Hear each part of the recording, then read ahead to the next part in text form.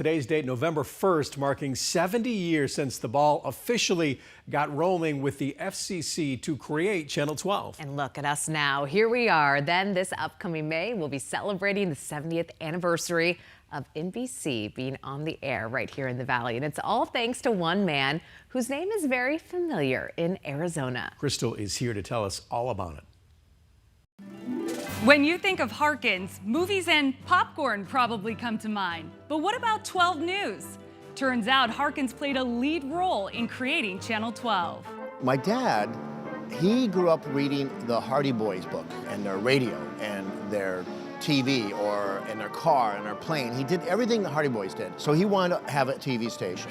So in 1953, he got the license for Channel 12, brought in some partners, got the NBC affiliation, and launched the second TV station in the Valley. The very first Channel 12 broadcast was a local telethon for United Cerebral Palsy. According to this newspaper clipping, it got 40,000 people to tune in and was a huge success in every way. Back then, you know, keep in mind, programming from NBC was like this much, like maybe a couple hours a night. So we had to do local programming too. So I grew up as a little boy, probably, you know, real young in diapers. And then later on, I remember going to the studio and hanging around the TV cameras and going out on shoots with my dad. It was fun. And he would have live interviews. I remember Frank Sinatra would be in there interviewing live. And he also invented, while he was doing this with his FM and AM station, perhaps the world's first drive-in radio station. People would drive up and watch Frank Sinatra get interviewed through a giant plate glass window. It'd be like, wow, you can hear him on the radio and watch him talk through the window. It was a big deal. So sometimes you would see like 50 cars out there watching the interview on KTYL, FM or AM.